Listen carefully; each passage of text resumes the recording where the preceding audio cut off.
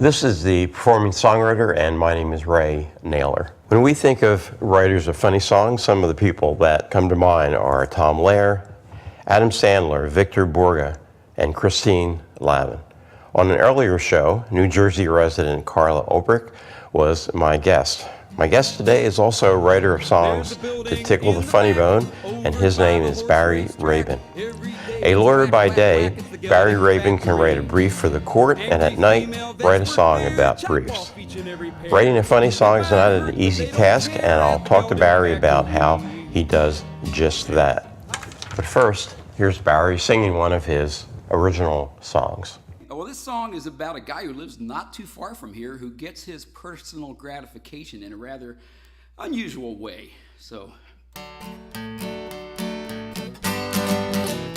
there's a guy named Dave, and he lives in Paoli with his mother and his goldfish, and he cannot get a date every night at 8. He goes to the all-night market where he dances with poultry till the morning light. Well, Dave's a CPA, and he knows his U.S. tax code, but he's 90 pounds too heavy, and he doesn't always bathe, but it's all okay when he's at the all-night market where he dances with poultry till the morning light. He just goes by the Crisco with a 24-pound roaster that the Rosenblatts on Friday will be serving to their guests. He tangos by the mangoes with a frozen pre-cooked roaster, and when nobody's watching, he lumbadas with the breasts. Well, the goose ain't dressed, so the duck is always peeking as the manager is freaking and the cops are on their way. But he don't drink beer and he don't commit adultery. He just dances with poultry till the morning light. He just dances with poultry till the morning light.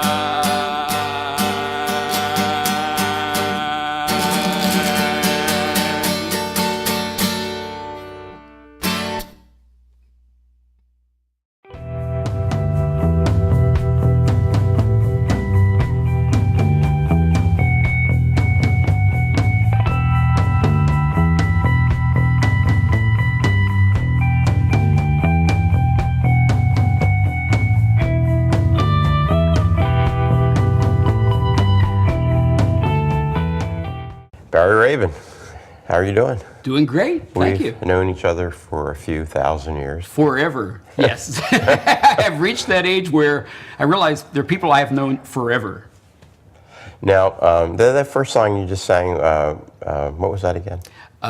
We did Dances with Poultry. That's right. Yeah, it was a co-write too, but I want to give credit. Greg Simon, very popular, very talented songwriter Greg Simon, or as I call him, the artist formerly known as Greg Simon, co-wrote that with me. We actually did the whole Dances with Poultry tour back in the 90s, and of course the tour consisted of, I think, 4 shows. But right before we got ready for the tour, we said, you know what, we need a theme song for the tour, and we got together in like a Wendy's somewhere and sat down and kind of co-wrote the song. I came up with the structure, and then he came out with some of the funniest lines. Now, did you start writing funny songs when you started writing songs, or was that come later on? No, I did, actually. I started writing funny songs first. It just, when I started getting interested in songwriting, that's kind of what I gravitated to. You know, as I've thought about it over the years, you used to hear about a cigarette being defined as a nicotine delivery device. And I think my songs, for me, are a humor delivery device. You know, I like making people laugh. I love music, but my musical talents are, shall we say, modest. And I just try to write the funniest songs I can and make people laugh, hopefully. Now, it's not an easy thing to do. Now, do you think that's something that people can actually learn to write humorous songs? That's a great question. I don't think you can make someone funny who isn't funny. But I think if somebody has the potential and the funny ideas, you can work with them, and you can kind of, there are things that you can learn. You can learn things like, how to just not get the idea and then spit out a song and then that's it and you're done. To make it a really, really good song, you really have to work on it for a long time. Hopefully you get a good idea, but then there's a lot of work that goes into it. What do you think some of the pieces of songs that are humorous?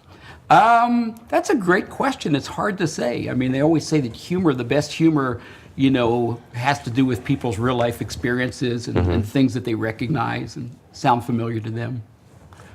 But I guess what I'm saying is in terms of, like, if somebody said to you, "I want to write some funny songs," what are some things that I ought to do to work on in order to be able to do that? I don't know that I could do that. I don't know that I could just teach. I've never had to teach that from square one. But I think if somebody already has something, if they've started a song, I could certainly work with them. But it's hard to just, I don't know how I would teach someone this is how you write a funny song. I'm wondering if some of the techniques that comedians use, such as exaggeration, would be some of those things like that might help. Definitely. Somebody to come up with something. Definitely exaggeration, and at least for my songs, I look for kind of a bizarre idea of some kind. I might hear something in the news, I might be, walking down the street or mowing the lawn, and kind of like get a connection that's a weird connection to something. What made you come up with the Gelding Factory song? Well, that one actually is easy. Back in, I'm going to say the 90s, I used to hang out in a little bar and restaurant in Marshallton, Pennsylvania, and good friend of mine, John Flynn, used to play there years ago. And I used to go, I guess it was, Tuesday nights or something. And I was single, and I was living in Coatesville, and there was nothing to do there. So Tuesday nights I would go out and just hang out there. And it happens to be right near the New Bolton Center, which is the University of Pennsylvania Vet School's large animal center, big farmish sort of thing. And there was a bunch of vet students who would come out every Tuesday night, and I got to be friendly with them. And there was this one woman, very nice, name was Eileen, and I got there one Tuesday night and I said, how was your day? And she gives me this big smile, and she says, "It was great. I did a horse castration today." And I thought, there's a song there somewhere. So wrote that one. Well, I just thought another one, double entendre, the Sorbonne. I kind of sneak that in there. Sometimes God gives you little things. You're like, I need something, and all of a sudden it just kind of hits you. I mean, you have to be deranged in a certain way to think of things like that. Any influences? Yeah, I think of that a lot. I don't try to be like anyone else necessarily, but I would say certainly, Tom Lehrer, big influence, who was big, I guess, in the 50s and the 60s. A lot of his songs were, politically oriented, but very funny songs. I used to read Mad Magazine as a teenager, and they did a lot of song parody lyrics in there, and I kind of got a kick out of that. And just kind of everything that kind of goes into your head, all the songs that you hear and the people that you hear, and it just kind of, the stuff's coming in, and then you're processing it in a certain way coming out. I think 2010 was it 2015 you played at the Folk Festival, correct? I did. I've played there twice. I played there once around, I'm thinking like 2010, 11-ish in there. Yeah, I got to do the Funny Songs workshop, which is always fun. Now, this is not just a songwriter show, but also a performing show. So when you get on stage, what do you think about in terms of your performing style? 3 words. Don't mess up. and mess may not be the word I'm thinking. I don't know. I'm just out there. It's the great thing about funny songs is you get immediate feedback. Either the audience laughs or they don't. They don't. Yeah. And so I'm thinking of going out there and just putting the songs out there the best I can. Hopefully not screwing it up, forgetting lyrics or getting the guitar chords wrong or whatever stuff that happens to all of us. Now, we're going to hear some more of your songs right now. Sure. And while we're getting you set up, we're going to see a video, or portion of a video from my next guest. Is a young songwriter. Her name is Rachel Andy. And this particular song, I'm going to make sure I have it, is called Pretend. So again, Rachel Andy, going to hear some of her music. She'll be here in about 2 weeks, and then you'll be back to sing some more of your tunes. We'll be back. Okay. Is safe, but now it follows. It's too late for a recall. Why let it go so we can let it fall? Oh, oh, I know it's hard for us to resist. It's human nature to feel like this. It'll be too late for these things to end. We must pretend. We must pretend. Pretend. Pretend. Pretend. There's no one to blame, no fingers to point. We're on our... This song's about a special kind of horse called a gelding horse. Now, geldings aren't born, no sir, geldings are made, and here's a song about where geldings come from. There's a building in the back, over by the horse race track. Every day it's whack, whack, whack, it's the Gelding Factory. Angry female vets work there, chop off each and every pair. It might hurt, but they don't care at the Gelding Factory. And it's hi-ho, off they go, horses finish 1, 2, 3. Big fun, watch them run round the track so gracefully. And it's hi-ho, off they go, horses finish 1, 2, 3. But it's 2, 1, they're all done at the Gelding Factory. Oh, Wilbur, what's that scalpel doing, Wilbur? Well, gelders start at 8 each day, feed those horses up with hay. After that, it's bombs away at the Gelding Factory. Each one works with careful hands, piling up those massive glands. Trash men won't look in the cans at the Gelding Factory. And it's hi-ho, off they go, horses finish 1, 2, 3. Big fun, watch them run round the track so gracefully. And it's hi-ho, off they go, horses finish 1, 2, 3. But it's 2, 1, they're all done at the Gelding Factory. Take it down now. Well, horses walk in through the door, no idea what they're in for. No one wants to sweep the floor at the Gelding Factory. Women bring them from the pen, close their eyes and just pretend that everyone's an ex-boyfriend at the Gelding Factory.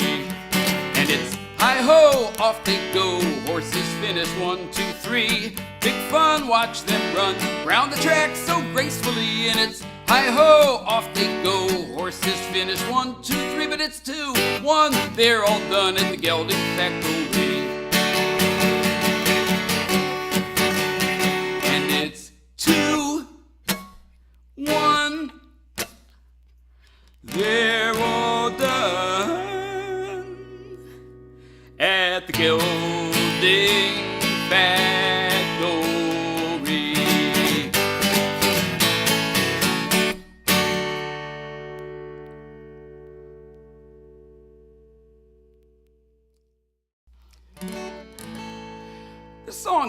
This is a relatively new song. I wrote this. I had an experience just a year or two ago. I was walking through my local Wegmans supermarket over in Downingtown, Pennsylvania, and I was walking through the store, and I passed this woman, nice-looking woman, very nice-looking, and she's got a couple of small children with her. And so I'm walking along, so I just kind of look at her, and I kind of smile at her, and she gives me this look. And I look at this look, and I'm like, what is that look? And all of a sudden, it hit me right then. Barry, you are not that young, pumped, ripped stud you were years ago. In fact, you're not even that middle-aged guy who wouldn't admit he was a middle-aged guy. No, no, no. You're that creepy old guy now. So I wrote this song. You were walking down the street the other day when a pretty woman came the other way. She was probably in her 30s, so of course you got the flirty, so you smiled at her and thought it was okay. But the look upon her face was one of fear. She was probably thinking, get me out of here. And there and then you knew she was scared to death of you. And suddenly it all was crystal clear that you're that creepy old guy now. You're that creepy old guy now. You've lost muscle, you've lost bone, you got low testosterone, and you're that creepy old guy now. Well, the hair has started thinning on your head, and it's coming out your nose and ears instead. And your belly, it protrudes, no one wants to see you nude. It's a wonder you can make it out of bed. Well, your genetic coding makes you notice women, but don't think those little guys of yours are swimming. Your DNA's so tired that your spermies have expired. Well, let me tell you, Pops, your hopes are dimming, 'cause you're that creepy old guy now. You're that creepy old guy now. You've lost muscle, you've lost bone, you got low testosterone, and you're that creepy old guy now.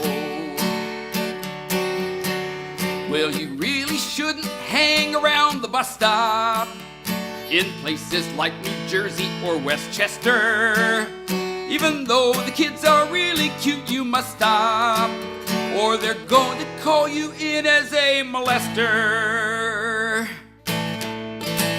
So next time you pass a pretty little honey, and you're thinking she's as fertile as a bunny, just remember that you're old and your hotness has gone cold. She would only want you if you had more money. And the moral of the story, it is plain. When it comes to you, most women would abstain. Well, it's not that you look bad, you just remind them of their dad. When it comes to hooking up, you miss the train, 'cause you're that creepy old guy now. You're that creepy old guy now. With a trench coat and a smile, you could have a police file, 'cause you're that creepy old guy now.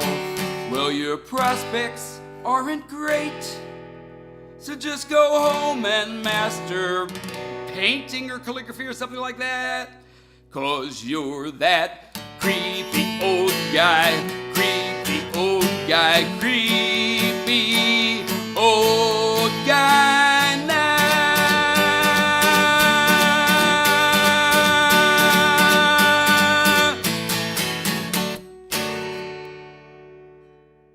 This song's one of my oldest songs, and I like to play it at the end of my shows. I like this as my last song because it tends to grab people in a way that's not completely inappropriate.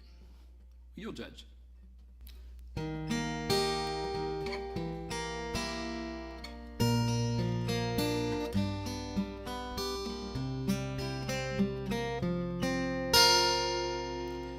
She sat down beside me on the big old jet airplane, row 24, seats A and B. Her blonde hair was shining and her clear skin was glowing as her blue eyes were smiling at me. As we talked through the takeoff, I could tell she was a rich girl and she'd come from a rich family. How could I tell her that I live in New Jersey and I'm a roller at a condom factory?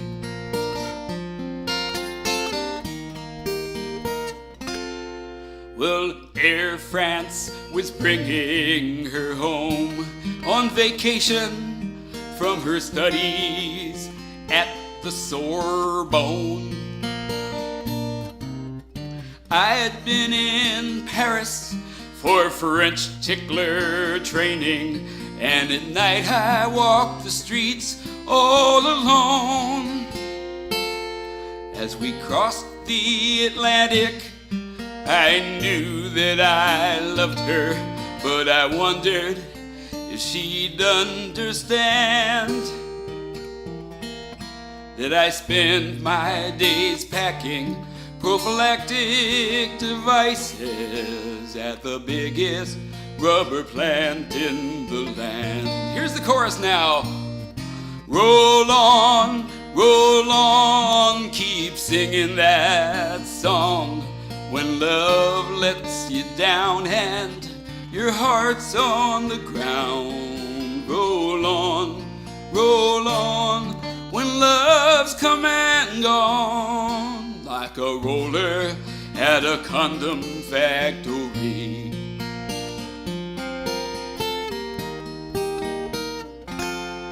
Oh, the pilot began our descent into Boston, and I knew she'd be getting off there.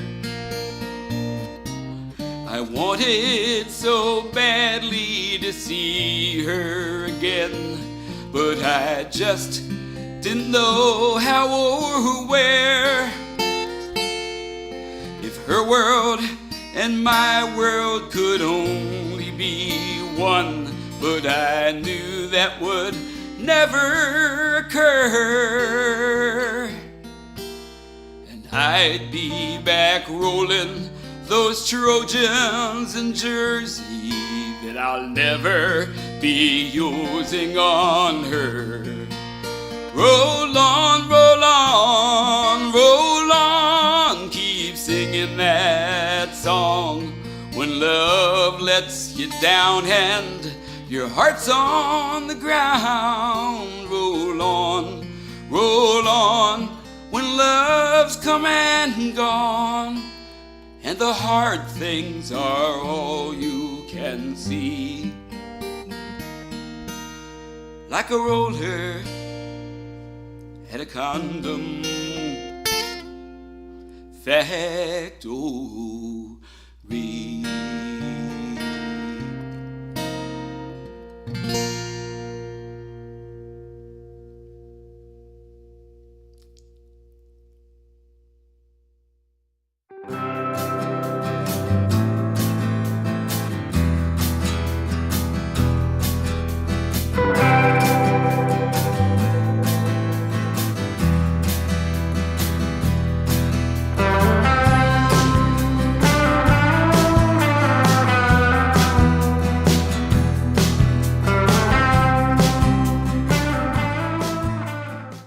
Okay, so anyway, so that was a list of next 3 or 4 shows.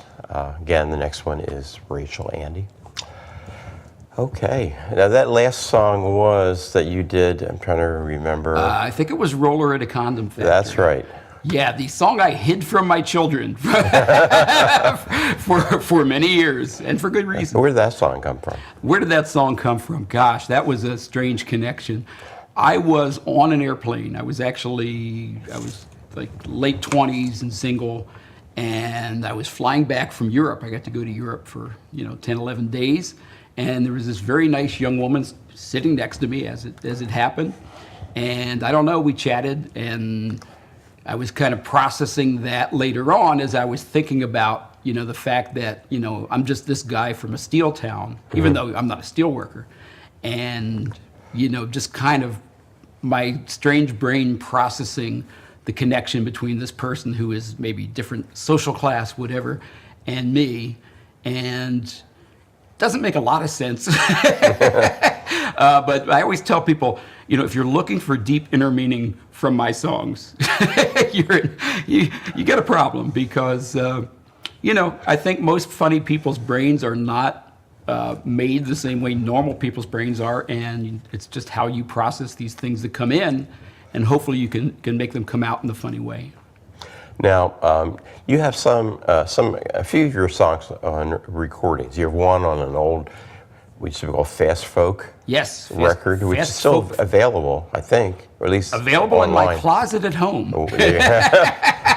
And also you have a kid's song, you have a Christmas song. Yeah. Now, what I wanted to ask about all that is, especially those last two, they're just singles with no B-side. Yes. And I'm thinking maybe you were forward thinking, because who buys CDs anymore? You know. What I mean? What's with that? So you saved a lot of money than some of us who have CDs. Well, John Flynn, who again is a good friend of mine, John used to say, when he was pitching his CD, which he needs to do more because he's great, and John would say, "Hey, it's a great CD. I know. I have hundreds of them in my basement." I have a song about that. Do you really? Yeah. Oh, that's right. The other songs are demo CDs. What I don't have is a CD of my stuff live, and mostly I don't have it because I don't get to play as much now. I'm very busy with work and with kids and family. I would love before I die to maybe have a CD of live cuts of my stuff, but it's just a matter of, I'm playing like 2 or 3 gigs a year, so it's not like I'm going to sell a lot of them. So it would be just more to leave something behind for my kids to throw away when I die, basically. But you're open to playing gigs, right? Oh, I love playing gigs. For people that are watching. I am open. I just don't have the time to get out there and promote myself and look for gigs. I love playing. I love opening for people. I love just getting out there and opening. I'll go out. I do not overstay my welcome. I'll do 4 or 5 songs and hit them hard, and then I get to sit down and grab a nice beverage and a brownie and enjoy the rest of the show. Now, you are, as I mentioned in the beginning, the introduction, an attorney. Yes. Which seems, on the whatever the word is, different than writing songs about condoms. Very different. Yes. But you were telling me you're on the radio now also. Yes. Let's talk about that a little bit. That's kind of my latest thing. My fun thing is there's a radio station in downtown Westchester. It is the most popular commercial station in Chester County. It's also the only, as they point out, the only commercial station left in Chester County. And they have a morning program called Morning Magazine, and they're 2 great guys that host it. And they have a different co-host every day of the week. And I got a chance to guest on the show a couple of days and a couple of times, and I really, really enjoyed it. And when one of the co-hosting spots opened up, which was every other Friday because I take my daughter to school the other Friday, I asked if I could do it, and they were like, sure. And it's just so much fun because I get to do the 2 things I really love to do, which is talk about current events and politics and basically crack jokes and, try to make people laugh. Have you written any songs that are political in nature, which are also very difficult to write? They are. I tend to not to. I'm working on one. I have one like bouncing around in my head about Donald Trump, the election of Donald Trump. I generally don't, and for really practical reasons, because I don't get a chance to play that many gigs in a given year. And so it takes me a lot of time to write a song and really, really make it where it needs to be. If I spend, weeks writing a song about some current events thing, and I get to play it 2 or 3 times in front of an audience, and the next thing you know, it's old news and nobody gets the references. And have you thought about working on that a little harder and then playing those songs on the radio show? Well, since they can hear it where I also get my legal clients, I'm not sure I should do that. Actually, I think I've done. I think one time they played one of my songs on there, but I'm not I'm not as bad about this as I was when I was younger. But when I was younger, I was like, oh my God, I can't have anybody in Chester County hear me doing these songs because they'll think that guy's crazy. I'm not going to hire him as my lawyer. So I've kind of had a separation from that. This will blow that. Oh yeah, I'm done. This will be on. That's why they had me sign. You had me sign the release. I had you sign the release. Yeah, this will be timeless. This will be on forever. That's correct. Every guitar chord I missed, every off-key note I sang, will be out there on YouTube, theoretically forever. That's right. That's scary. Now, if somebody wants to buy your fast folk song or whatever, maybe you want to, come in. We'd like you to open for us or play at our place. How would they get in touch with you? They can You know what? They can email me at Barry@Rabin, R-A-B-I-N, law. We'll put that right here. .com, which is my work email address, but it's the only one I actually have time to read anymore. Yeah, I'm available. Okay. I am nothing if not available. Barry Rabin. Ray, Naylor, thank you so much. It's been a pleasure. Thank you. And we will be back in about 2 weeks with Rachel Andy. So, see you then.